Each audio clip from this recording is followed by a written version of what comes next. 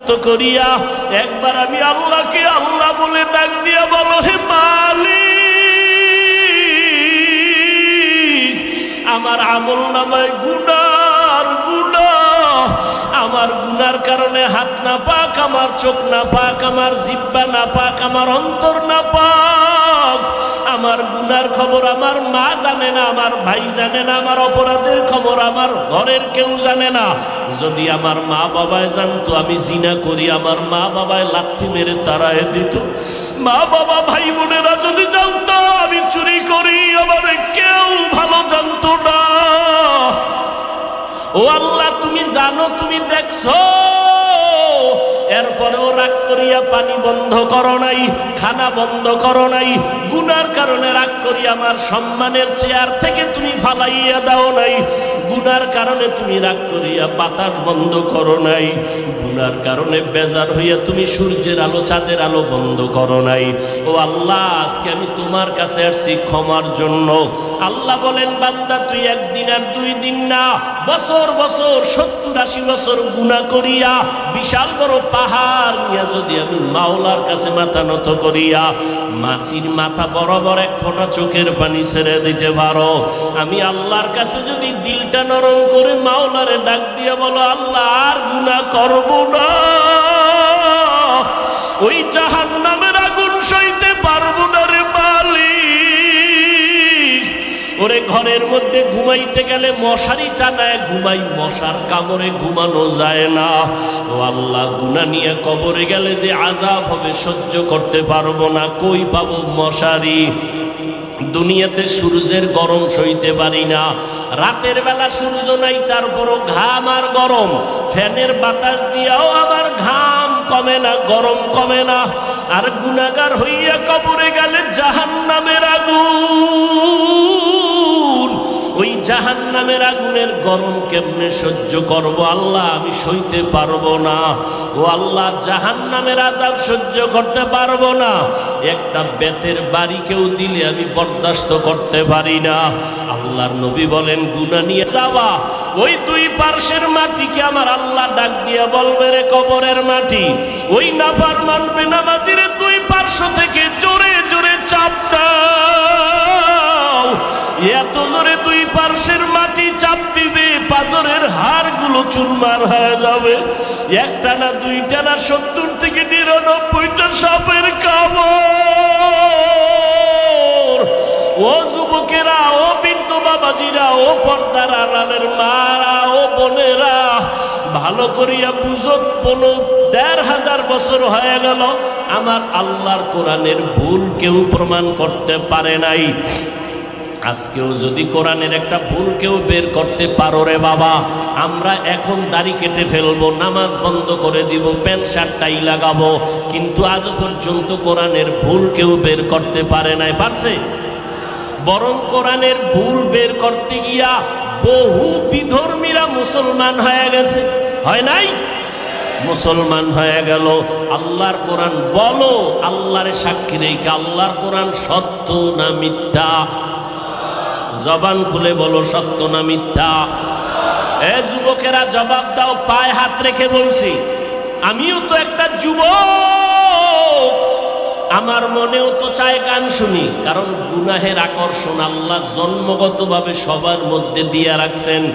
গুনাহ করার আকর্ষণ, নারীদের নাচ গান দেখলে আমার অন্তরও চায় আমি দেখি, কিন্তু কন্ট্রোল করি জাহান্নামের ভয়।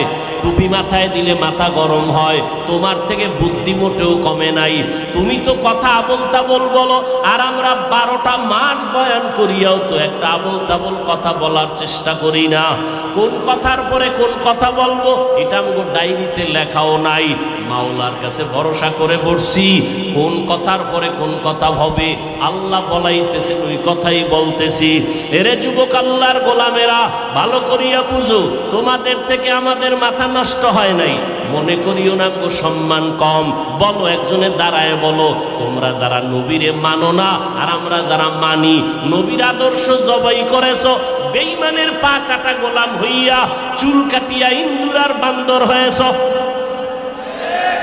আমরা টুপি পরে থাকি 24 ঘন্টা, ঘুমের ঘরে গেল টুপি মাথায় দিয়া বালিশে ঘুমাই। ও আল্লাহর বান্দা, তুমি বলতেছো মাথা গরম হয়, আমিও বুঝি, তারপরও কেন ছাড়ি না? রসুলের মোহাব্বত, দাড়ি রাখলে যৌবনের ভাব চলে যায়, তোমার থেকে কম বুঝি না, এরপরও কেন কাটি না? আল্লাহর আযাবের ভয়। এরে আল্লাহর বান্দারা, নামাজের সময় কি কষ্ট, ফজরের সময় শীতের মধ্যে ওইটা নামাজ পড়া অনেক কষ্ট, ঠান্ডা পানি দিয়ে ওযু বানাইয়া নামাজ পড়তে কষ্ট, এরপরও নামাজ ছাড়ি না কেন? আল্লাহর আযাবের ভয়। মরণের পরে আযাব হবে, আল্লাহর কোরআনের আয়াত। এরে নবীর উম্মতের দল, তোমাদের থেকে মাথা মতেও নষ্ট হয় নাই। এরপর আবার তুমি একটু দেখো না তাকাইয়া, তোমার ডানে বামে কত যুবক জীবনে মাদ্রাসায় পড়ে নাই, জেনারেল লাইনে পড়েছে, স্কুলে পড়ে, কলেজে পড়ে, চাকরি করে। তোমার মতো যুবক সাক্ষী দাও, 5 বেলার নামাজি আছে না নাই? তুমি বিবেকটাকে প্রশ্ন করো, তুমি কেন পারো না রে বাবা? তোমার আমার মতো যুবক র্যাব, আর্মি, পুলিশ, বিডিআরের চাকরি করে, 5 ওয়াক্ত নামাজ পড়ে, যত কাজ থাক জামাতে পড়ে, তুমি কেন পারো না? একটু জিজ্ঞাসা করো তোমার বিবেকটাকে। তোমার মতো যুবক রাস্তায় গাড়ি চালায়, সময় মতো নামাজ পড়ে, তুমি কেন পারো না? তোমার মতো যুবক শ্রমিকের কাজ করে, হাড় ভাঙ্গা পরিশ্রম করে, রমাজানে একটা রোজাও ভাঙ্গে না, নাই? তুমি কেন রোজা রাখতে পারো না, তারাবি পড়তে পারো না, নামাজ পড়তে পারো না? আসলে কি বলো, এবার কি দলিল দিবা? এতদিন তো হুজুরদের একটু চাইপা রাখছো, হুজুর পারা যায় না, এখন আমাকে জবাব দাও। তোমার মতো যুবক একই স্কুলে পড়ো, ও নামাজ পড়ে, তুমি পড়ো না। তুমি একই ডিপার্টমেন্টে চাকরি করো, 10 জন নামাজ পড়ে, তুমি পড়ো না। এখন কি জবাব দিবা বলো? এখন জবাব একটাই, তোমার কপাল পুড়ে গেছে, তোমার উপরে আমার আল্লাহ বেজার, তোমার উপরে মা বাবার অভিশাপ, মা বাবা বরদোয়া দিয়ে দিছে, তোমার কপাল পুড়ে গেছে। মোনাজাত তো সবাই দেই, অনেকের চোখে পানি, আবার অনেকের চোখে পানি নাই, কান্না নাই, আর একজন কানতে কানতে বেউসায় যায়, কারণ ওর উপরে মাওলার রহমতের নজর লাগছে, আল্লাহওয়ালাদের দোয়া লাগছে, মা বাবার দোয়া লাগছে, চোখের পানি এমনিই বের হয় না। তোমার এই মিরপুর থানায় আসামি ধইরা পুলিশে কি মারা মারে, এরপরও চোখে পানি আসে না, নাই? অথচ ওয়াজের প্যান্ডেলে আল্লাহওয়ালারা ওলামায়ে কেরাম বয়ান করে, 50 হাত 200 হাত দূরে বসে যুবক চিৎকার দিয়ে কান্না করে, একজনারে বেত দিয়ে মারলেও কান্দে না, আর একজনে বয়ান শুনে শুনে কান্না করে। একটু চিন্তা করো, ওরে মারলো কে? এরে যুবক, আমাকে একটু বিবেক দিয়া জবাব দাও, বিবেকের সাথে বেঈমানি করিস না রে যুবক। একই চুলায় রান্না হয় ভাত আর তরকারি, রান্না করার রাঁধুনি আমার মা, খেয়াল করো, একই তরকারি, একই মশলা, একই চুলা, একই আগুন, আর রান্নার পরে আব্বা খায়, আম্মা খায়, আমিও খাই, বোনেরাও খায় একই, কিন্তু দিন দিন আব্বা আম্মা হয় দুর্বল, আমরা হই শক্তিশালী সবল। এই বুদ্ধিজীবীরা জবাব দাও, আমাকে তো বুদ্ধি নেই, তোমার অনেক বুদ্ধি, জবাব দাও কারণ কি? আল্লাহর কুদরত বলবা না, কারণ তুমি আল্লাহকে মানো না, তুমি আল্লাহর কুদরত বলবা কেন? আমরা বলবো আল্লাহর কুদরত। একই খানা, একই চুলায় রান্না, আব্বা আম্মা একই খানা খায়, আমরাও একই খানা খাই, তাদের রোগ বাড়ে, আমরা শক্তিশালী হই, তারা দুর্বল হয়, কারণ কি? এত যুক্তি, এত বুদ্ধি, দাও জবাব দাও। এরে আল্লাহর বান্দা, তোমার থেকে 1000 কোটি গুণ বুদ্ধিমান ছিল আবু জাহাল, যার নাম ছিল আবুল হেকাম, বুদ্ধিমানের বাবা। কিন্তু বুদ্ধি হইলে কি হবে? পৃথিবীর শ্রেষ্ঠ মানুষটাকে মানুষ বলে চিনতে পারে নাই।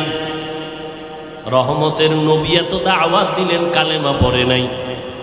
এরে যুবক, একটু চিন্তা করো, বালিশে মাথা লাগাও, যার মনের মনে প্রশ্ন করো, আমার মতো যুবক যদি স্কুলে পড়ে নামাজ পড়ে, আমি কেন পারি না? আমার মতো যুবক যদি চাকরি করে নামাজ পড়ে, আমি কেন পারি না? আমার কপাল কেন খারাপ? এইভাবে যখন চিন্তা করতে থাকবা, একদিন দেখবা হেদায়েতের দরজা খুলে যাবে। আর মা বাবার কাছে মাঝে মাঝে দোয়া চাইও, মা বাবায় দোয়া করলে আরশে আজিমে পৌঁছতে কোনো পর্দা থাকে না। এজন্য মা বাবার দোয়া বড় দামি। মা বাবার চোখের পানি আর দোয়া ছাড়া আমি বান্দা চেয়ারে বসতে পারি নাই। মা বাবার চোখের পানি আর দোয়া ছাড়া যুবক পরীক্ষায় পাশ করতে পারো নাই। মা বাবার চোখের পানি আর দোয়া ছাড়া তুমি বাড়ি গাড়ির মালিক হতে পারো নাই। অতএব এখনো সময় আছে, তওবার দরজা খোলা। নেক আমল ধরো, শিরিক মুক্ত জীবন গড়ো, আল্লাহর মোহাব্বত নিয়ে চলো।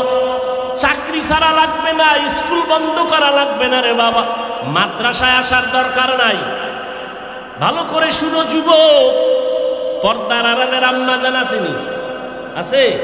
এরে আম্মা জান, আপনারা আয়েশা রাদিয়াল্লাহু আনহার মতো ধন্য নারী, আপনারা খাদিজা রাদিয়াল্লাহু তাআলা আনহার মতো নারী, এরে আম্মা জান ফাতেমা রাদিয়াল্লাহু তাআলা আনহার মতো নারী, আপনারা উলামায়ে কেরামের মায়ের মতো মা।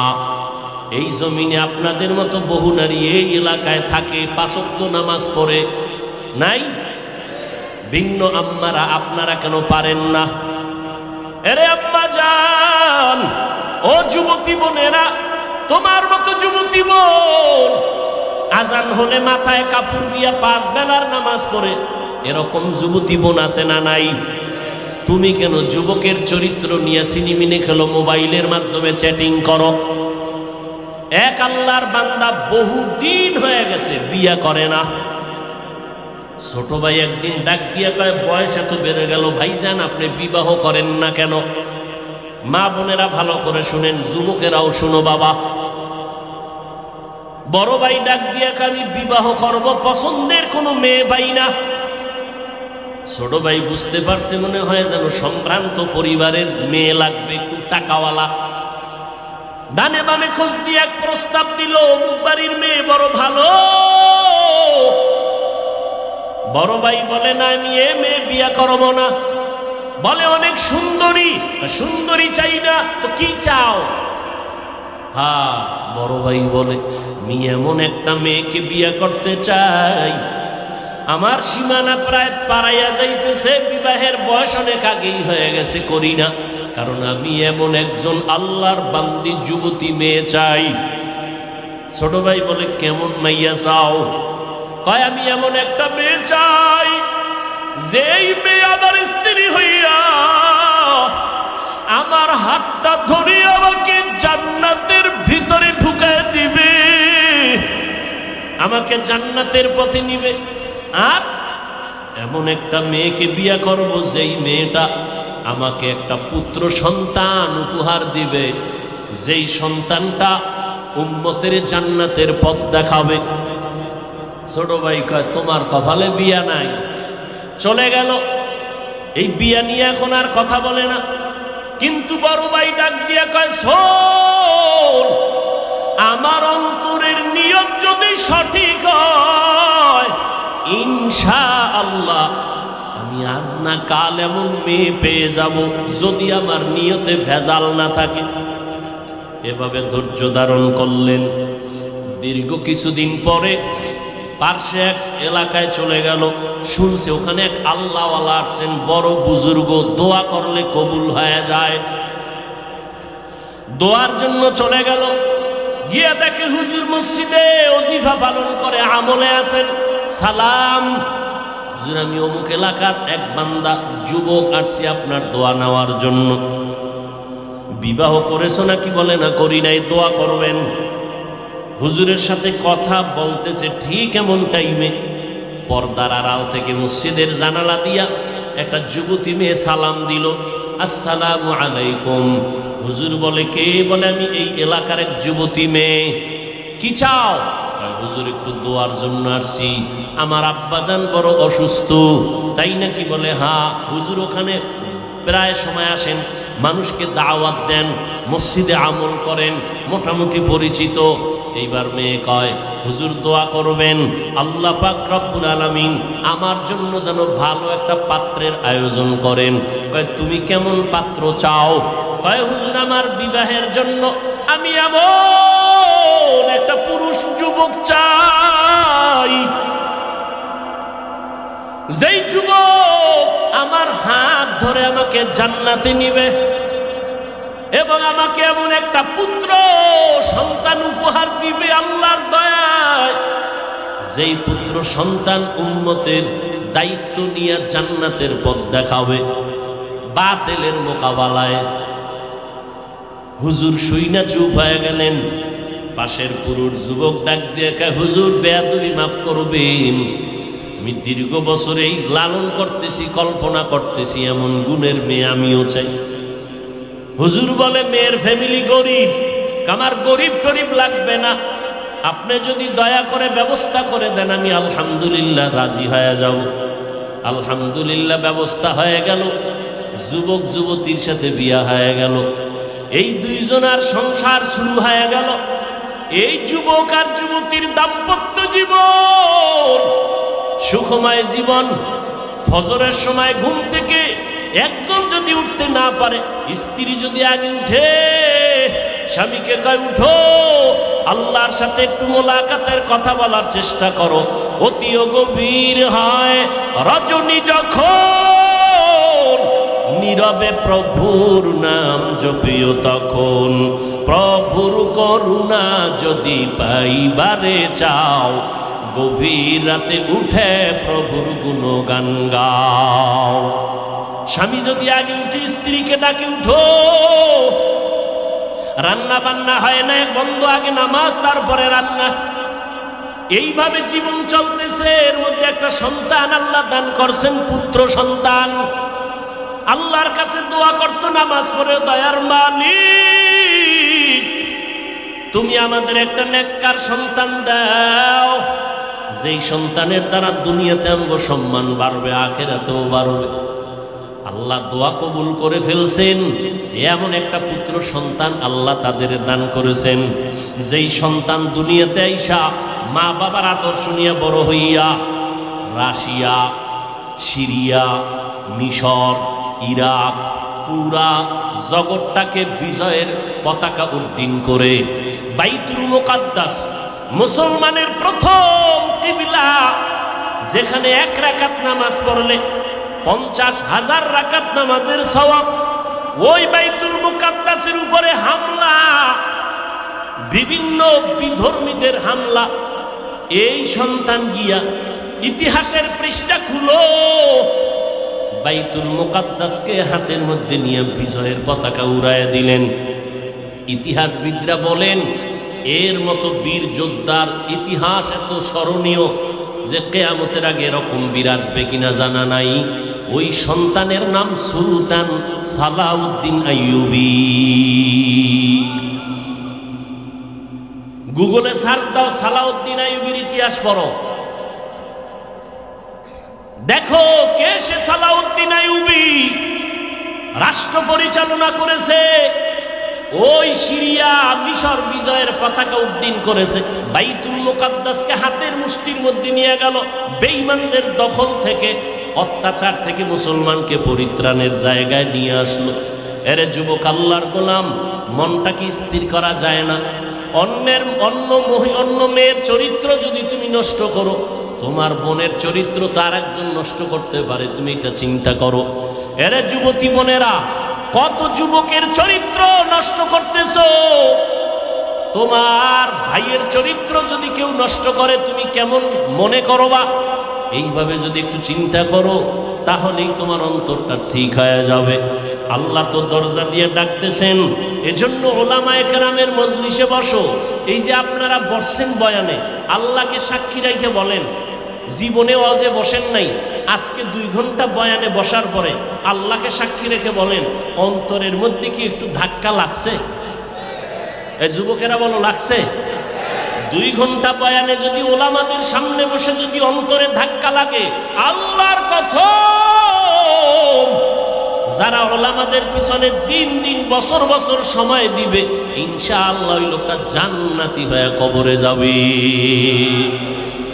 কারণ ওর মধ্যে ধাক্কা লাগতে লাগতে লাগতে লাগতে এত মজবুত হয়ে যাবে, না খাইয়ে থাকবে, হারাম খাবে না, নামাজ ছাড়বে না, মরিয়া গেল জবানে কালেমা জারি হয়ে যাবে। এরে যুবক আল্লাহর গোলাম, এখনো সময় আছে, তওবা করো।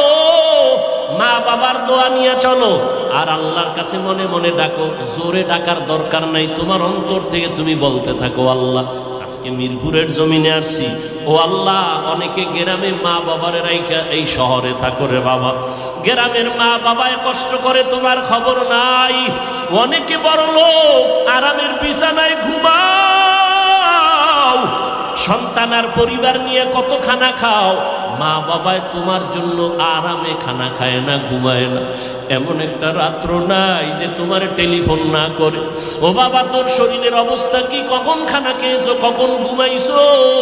ওই মা বাবার যারা রাইখা ঘুমাও, মা বাবার দোয়া ছাড়া আগাইতে পারবা না রে যুবক, এখনো সময় আছে, তওবা করে নাও। আল্লাহকে বলো, আল্লাহ জীবনে কম অন্যায় করি নাই, শয়তানের ধোকায় পড়ে আজকে থেকে তওবার নিয়ত করলাম, মরিয়া গেলে যাব, নামাজ ছাড়বো না, বেপরদায় চলবো না, মা বাবাকে কষ্ট দিব না, ওলামায়ে কেরামের বিরোধিতা করে গুনাহগার হব না, মোবাইলের মাধ্যমে গুনাহ করব না, লেখনির মাধ্যমে গুনাহ করব না, চোখের চাহনির মাধ্যমে গুনাহ করব না, মা বাবার দোয়া নিয়ে সামনে আগাবো, নবীর তরিকা মতো চলবো। আমার মতো স্কুলে পড়ুয়া যুবক যদি নামাজ পড়ে আমি কেন পারবো না? ও আল্লাহ আপনি তৌফিক দান, আজকে থেকে নামাজ ছাড়বো না। বাসায় গেলে মাকে গিয়া বলবা, মা তুমি আমার মাথায় হাত দিয়া দোয়া করে দাও। আজকে ময়দানে কত আল্লাহর বান্দারা কাঁদলো, আমার চোখে পানি নাই, মা গুনার কারণে বুঝি আল্লাহ বেজার, তুমি দোয়া করিয়া দাও। মা যদি দোয়া করিয়া দেয় তাহলে তোমার কপাল খুলিয়া যাবে। তুমি ডাক্তার হও বাধা নাই, ইঞ্জিনিয়ারিং পড়ো বাধা নাই, প্রফেসর হও বাধা নাই, সাংবাদিক হও বাধা নাই, তবে অনুরোধ আদর্শ নিয়ে চলো, মদিনার আদর্শ। সময় মতো নামাজটা পড়ে নিবারে বাবা। মুরব্বীদের সামনে কোনো ভালো খারাপ আচরণ করবা না, ওলামায়ে কেরামের বিরোধিতা করে গুনাহগার হবা না, দেশের বিরুদ্ধে জাতির বিরুদ্ধে কোনো ষড়যন্ত্র করবা না। আল্লাহর আযাবের ভয় নিয়ে তুমি তওবা যদি করতে পারো, এক ফোঁটা চোখের পানি ছাড়তে পারো, আল্লাহ মুহূর্তে তোমার তওবা কবুল করে নেবেন, জীবনের গুনাহগুলো মাফ করে দিবেন। ও আল্লাহর বান্দারা, ও পর্দার আড়ালের আম্মা জানেরা, বোনেরা, আল্লাহর কাছে তওবা করেন, জীবনে কারো হক নষ্ট করবেন না, চরিত্রের উপর আঘাত দিবেন না, স্বামীর খেদমতে স্বামীর মালের হক ঠিকমতো রক্ষা করবেন, সন্তানের হক ঠিকমতো আদায় করবেন। আপনার সন্তান ডাক্তার হবে আলহামদুলিল্লাহ, আপনার সন্তান ইঞ্জিনিয়ার বানাবেন আলহামদুলিল্লাহ, তবে অনুরোধ বেয়াদব বানাবেন না। আপনার সন্তানের আচরণে যেন ওলামায়ে কেরাম কষ্ট না পায়, আপনার সন্তানের ব্যবহারে যেন এলাকার মুরব্বীরা কষ্ট না পায়, আপনার সন্তানের কারণে আপন বন্ধু বান্ধবরা যেন কষ্ট না পায়, বরং আপনার সন্তানকে এমন আদর্শ দিয়া যাবেন, সন্তানের ব্যবহারে সবাই দোয়া করবে, খুশি হয়ে যাবে, দিলে শান্তি লাগবে, এমন একটা সন্তান আদর্শ ডাক্তার বানায় যান, আদর্শ ইঞ্জিনিয়ার বানায় যাবেন। ও যুবকেরা, জবানকে হেফাজত করো, আল্লাহর কাছে বলতে থাকো, আল্লাহ তুমি মেহেরবানি করে আমাকে কবুল করে নাও। আল্লাহর কাছে ব্যবসায়ী ভাইরা, ব্যবসার জায়গায় বসি আমার আল্লাহর হুকুম মতো চলেন, নামাজটা ঠিক মতো পড়েন, দেখবেন অল্প টাকায় বরকত অনেক বেশি হবে। কাস্টমারের সাথে খারাপ আচরণ করবেন না, ধোঁকা দিবেন না। আল্লাহর কাছে এভাবে বলতে থাকেন, আল্লাহ যেইভাবে ব্যবসা করলে দুনিয়াতে শান্তি পাবো, সম্মান বাড়বে, আখিরাতে নবীজির সাথে জান্নাতে থাকতে পারবো, ওইভাবে ব্যবসা করার তৌফিক দাও, মানুষের সাথে ভালো আচরণ করার তৌফিক দাও। তুমি তৌফিক না দিলে সম্ভব হবে না।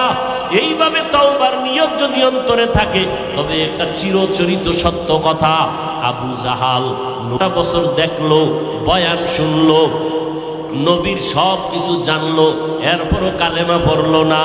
অন্যদিকে ওমরের মতো বান্দা নবীর গর্দান কাটতে আসিয়া কালেমার রশি গলায় লাগাইয়া নবীজির জন্য এত পাগল, নবীর কাছে তওবা করিয়া জান্নাতের টিকিট নিয়ে নিল। এই ওমরের এত সম্মান আল্লাহ বাড়ায় দিয়েছেন। ঠিক কিয়ামত পর্যন্ত আবু জাহাল থাকবে না ঠিকই, কিন্তু আবু জাহালের কঠিন অন্তরের মতো কিছু অন্তরালা মানুষ জমিনে থাকবে। হাজারো বয়ানে তাদের দিলটা নরম হবে না, তওবা নসিব হবে না, বরং বয়ান শুনিয়া বাইরে গিয়া বিরোধিতা করবে।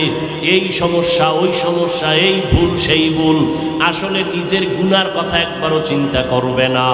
আর একদল বান্দা থাকবে কিয়ামত পর্যন্ত ওমরের চরিত্রের, এরা গুনাহ নিয়ে প্যান্ডেলে ঢুকবে, হঠাৎ করিয়া যখন জাহান্নামের ভয় অন্তরে ঢুকবে তখন পাগলের মতো হয়ে যাবে। আমি কইছিলাম আমার জীবনটা তো এত খারাপ ছিল না, আমি দুনিয়াতে আসছিলাম কত পবিত্র, মা বাবায় কত আদর করেছিল, আমার স্কুলের লেখাপড়ার জীবনটা কত ভালো ছিল, শিক্ষকরা কত আদর করত, আজকে আমি এত খারাপ।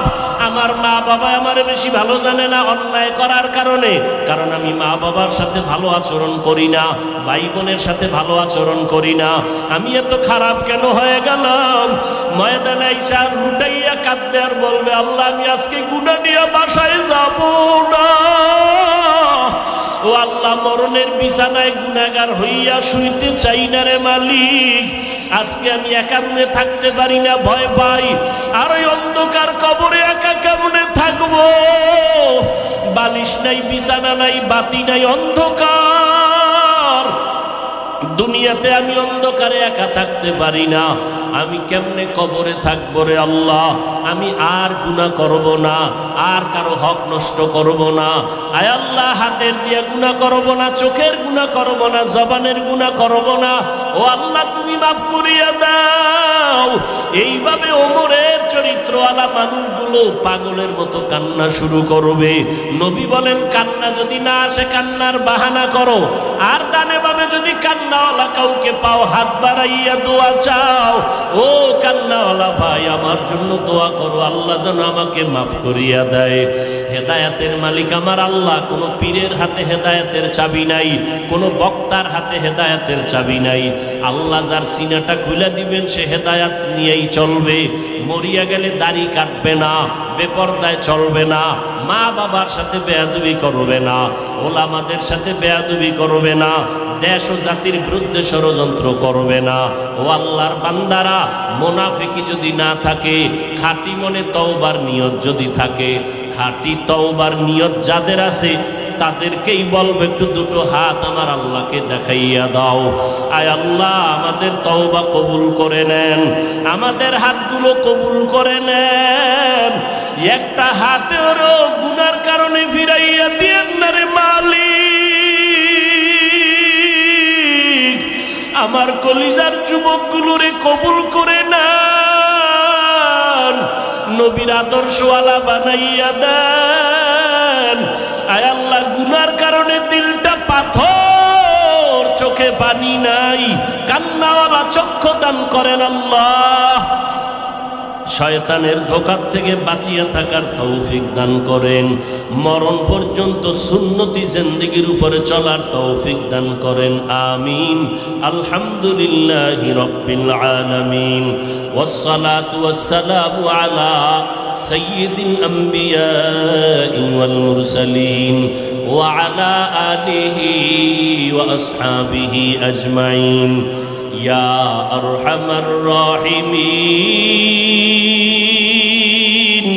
ইয়া আরহামার রাহিমিন, ইয়া আরহামার রাহিমিন। রব্বিরহামহুমা কামা রব্বায়ানি সগীরা। اللهم إنك عفو كريم تحب العفو فاعف عنا. اللهم إنا نسألك رضاك والجنة ونعوذ بك من سخطك والنار. اللهم إنا نعوذ بك من البرص والجنون والجذام وسيء الأسقام. ودير মালিক, কুদরতের নজর দিয়া তাকায়া দেখেন এই ময়দানে আপনার বান্দাগুলো কি জন্য হাজির হয়ে গেলেন। আয় আল্লাহ, টাকা চায় না, বাড়ি চায় না, খানা চায় না, জাহান্নাম থেকে মুক্তি চায়। শয়তানের ধোকায় পড়ে গুনাহ করিয়া জীবনটারে নাপাক করে ফেলেছি রে আল্লাহ। গুনার কারণে হাত না পাক, চোখ না পাক, জিহ্বা না পাক, অন্তর না পাক। আয় আল্লাহ, গুনার কারণে দিল পাথর, চোখে পানি নাই। আজকে আমরা তওবার নিয়ত করেছি, আর গুনাহ করব না রে আল্লাহ। আয় আল্লাহ, আমাদের তওবা কবুল করে নেন, জীবনের সকলের গুনাহ মাফ করে দেন, সারা দুনিয়াবাসীকে মাফ করে দেন আল্লাহ। বাংলাদেশ শান্তির দেশ বানায় দেন আল্লাহ। দেশের জন্য যারা জীবন দিল মাফ করে দেন, প্রশাসনিকভাবে যারা কাজ করে দিনের খাদেম বানায় দেন। আয় আল্লাহ, জনপ্রতিনিধির দায়িত্ব যারা পালন করে দিনদার বানায় দেন, মা বোনদের আবেদা পর্দানিশী বানায় দেন, সন্তানগুলো নেককার বানায় দেন, ঘরে ঘরে সুন্নতের বাতি জ্বালায় দেন, সমস্ত মাদ্রাসা কবুল করে নেন, মসজিদগুলো কবুল করে নেন, অন্যান্য শিক্ষা প্রতিষ্ঠানগুলো নবীজির আদর্শের আদলে কবুল করে নেন। আয় আল্লাহ, যারা লেখাপড়া করে পরীক্ষার্থী কামিয়াবির ব্যবস্থা করে দেন। আমার কলিজার প্রত্যেকটা যুবক পাঁচ ওয়াক্ত নামাজি, কোরআন পড়নেওয়ালা বানায় দেন রে আল্লাহ। মোবাইলের গুনাহের থেকে হেফাজত করেন, মোবাইলের গুনাহের থেকে হেফাজত করেন, মোবাইলের গুনাহের থেকে হেফাজত করেন। আয় আল্লাহ, নবীজির আদর্শওয়ালা জিন্দেগি দান করেন। যারা ব্যবসা করে কামাই রুজি, ব্যবসা চাকরিতে সবার হালাল ভাবে বরকত বাড়ায়া দেন, হারাম থেকে হেফাজত করেন, অভাবীদের অভাব দূর করে দেন, ঋণ আদায়ের ব্যবস্থা করে দেন আল্লাহ। আয় আল্লাহ, আদরওয়ালা বিনয়ী জিন্দেগি দান করেন।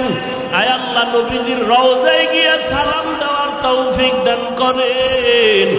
বাইতুল্লাহর গিলাফ ধরে লাব্বাইক বলার তৌফিক দান করেন।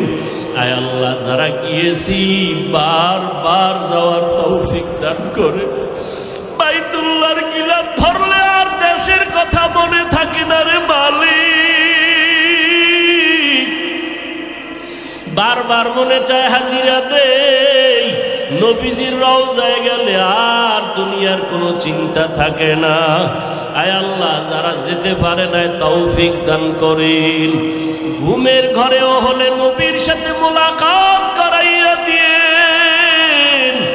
আয় আল্লাহ, নবীজির মোহাব্বতে টুপি পরলাম, দাড়ি রাখলাম, পোশাক পরলাম, ওই নবীর আদর্শ এত সুন্দর, না জানি নবী কত সুন্দর। ঘুমের ঘরে নবীর সাথে মোলাকাত করাইয়া দিয়েন আল্লাহ। আমার ভাইদেরকে খালি ফিরাইয়া দিয়েন না। আয় আল্লাহ, আমাদের জান মাল ইজ্জত, আমাদের আহাল পরিবার বাড়ি গাড়ির হেফাজত করেন আল্লাহ। আয় আল্লাহ, মুখালিফের মুওয়াফিক বানায় দেন। আয় আল্লাহ, বাতিলের মোকাবেলায় বিজয় দান করেন, উলামায়ে আহলে হকের বিজয় দান করেন, মিথ্যা মামলা থেকে চিরমুক্ত করে দেন আল্লাহ। উলামা তোলাবা উম্মতের অন্তরে ইজ্জত মুহাব্বত রহমত বাড়ায় দেন। আয় আল্লাহ তাআলা, দিলের নেক আশাগুলো পূরণ করে দেন। আয় আল্লাহ, আমাদের সন্তানগুলো নেককার বানায় দেন। আয় আল্লাহ, আদর্শ সন্তানের মা বাবা হওয়ার তৌফিক দান করেন। আয় আল্লাহ, গুনাহের প্রতি ঘৃণা জমায় দেন, ইলম ও হিকমত আমলে বরকত বাড়ায় দেন। সারা দুনিয়ায় নিরাপদে খেদমতের জন্য কবুল করে নেন। আয় আল্লাহ, আমরা যারা হাত তুলেছি জানি না কার মা নাই, কার বাবাও নাই, কারা জানি বাবা বলে ডাকতে পারে না, মা হারা বড় অসহায়। আয় আল্লাহ, ওই কবর থেকে দোয়া চায় সন্তানেরা, ওই মা বাবার চেহারাটাও কি মনে পড়ে না? ওই মা বাবার জন্য কি মায়া হবে না রে সন্তান? যেই মা বাবার চোখের পানির কারণে তুমি আজকে টাকা পয়সার মালিক। মা বাবায় জীবনটা কষ্টে কষ্টে কাটাইয়া তোমাকে আমাকে মানুষ বানাইছেন। মাঝে মাঝে মায়ের মনে চাইতো বেদানা খাবে, টাকা নাই, কিনতে পারে নাই, খেতেও পারে নাই। অনেক বাবা মাঝে মাঝে ইলিশ মাছ দিয়া খানা খাইতে চাইতো, কিনতে পারে নাই, টাকার অভাবে খেতেও পারে নাই। আজকে সন্তানের ঘরে ফলের অভাব নাই, মাছের অভাব নাই। তোমার ওই ফল আর মাছ খাবে, ওই মা বাবা এত কবরে পড়িয়া রইল, ওই মা বাবার জন্য কি একটু চোখের পানি ফেলতে পারো না রে নিষ্ঠুর? আল্লাহর কাছে বলো, আল্লাহ কান্নাওয়ালা চক্ষু দান করো। ওই মা বাবারে কবরে রাইখা কেমনে আরামে ঘুমাও। ও যুবকেরা, যাদের মা বাবা বেঁচে আছে কলিজা ভরিয়া দোয়া করো। কত সময় মা বাবারে কত কথা বইলা কষ্ট দিয়া কাঁদাইছো, তোমার আমার ব্যবহারে মা চোখের পানি ছেড়ে কান্না করেছে। তোমার আমার ব্যবহারে কত সময় বাবায় কষ্ট পেয়ে কান্না করেছেন, কিন্তু কখনো মা বাবা তোমার আমার জন্য বরদোয়া করে নাই। তোমার অগোচরে রাতের বেলা মা কান্না করে বলছে, আল্লাহ আমার সন্তানটারে তুমি পরীক্ষায় পাশ করাইয়া দাও, আল্লাহ আমার সন্তানটারে মানুষ বানাও। ওই মা বাবার জন্য মায়া থাকলে 2 ফোঁটা চোখের পানি ছেড়ে দোয়া করো। ডানে বামে যদি কান্নাওয়ালা কাউকে পাও, হাতটা বাড়াইয়া দোয়া চাও। ও আল্লাহ, জানি না ময়দানে কারা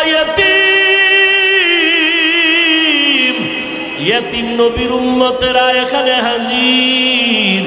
মেহেরবানি করে সবার কবর জান্নাত বানায় দেন। যারা বেঁচে আছেন দীর্ঘ নেক হায়াত দান করেন। আয় আল্লাহ, আমাদের দীর্ঘ নেক হায়াত দান করেন, দীর্ঘ নেক হায়াত দান করেন। সুস্থতার নেয়ামত বাড়াইয়া দেন। কত মানুষ করোনায় চলিয়ে গেল, আবার এখন ডেঙ্গু। কত মানুষ হসপিটালে কান্না করে, ঘরে কান্না করে। ও আল্লাহ, আপনার মতো বড় ডাক্তার কেউ নাই। কুদরতের দ্বারা সবাইকে সুস্থতার নেয়ামত দান করেন, সবাইকে সুস্থতার নেয়ামত দান করেন। আয় আল্লাহ, সুস্থতার নেয়ামত বাড়ায় দেন। আয় আল্লাহ, আমাদের দিলের ভিতরে ঈমানের নূর দান করেন আল্লাহ। আয় আল্লাহ, নবীজির মুহাব্বতে আমাদের কবুল করে নেন, পরস্পরে মুহাব্বত বাড়ায় দেন।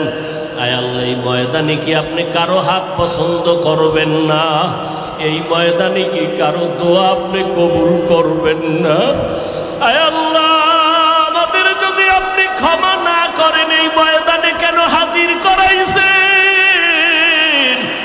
আয় আল্লাহ, আপনি যদি আমাদের মাফ করে দেন, আপনার কোনো ক্ষতি হবে না। আমাদের যদি ক্ষমা নাও করেন, আপনার কোনো লাভ হবে না। আয় আল্লাহ, আপনি দয়া করিয়া নবীজির মুহাব্বতে আমাদের মাফ করে দেন, তওবা কবুল করে নেন। আম্বিয়ায়ে কেরাম, সাহাবায়ে কেরাম, শুহাদায়ে কেরাম, আউলিয়ায়ে কেরাম, আসাতেজায়ে কেরামদের মাকাম জান্নাতে বাড়ায়া দেন। আয় আল্লাহ, সবাইকে দ্বীনের খাদেম বানায়া দেন। আয় আল্লাহ, মাদ্রাসার খেদমত করি, মাদ্রাসা কবুল করে নেন। জায়গার প্রয়োজন ব্যবস্থা করে দেন, টাকার প্রয়োজন ব্যবস্থা করে দেন। আয় আল্লাহ, যার হালাল টাকা আপনি পছন্দ করবেন, তাকে আপনি মাদ্রাসায় পৌঁছাইয়া দেন আল্লাহ। আয় আল্লাহ, আসাতেজায়ে কেরামদের যা প্রয়োজন ব্যবস্থা করে দেন, তালিবুল ইলমদের যা প্রয়োজন ব্যবস্থা করে দেন। আয় আল্লাহ, গুনাহের প্রতি ঘৃণা জমায়া দেন। আয় আল্লাহ, নবীজির আদর্শে সব প্রতিষ্ঠান কবুল করে নেন। হাসবুনাল্লাহু ওয়া নি'মাল ওয়াকিল, নি'মাল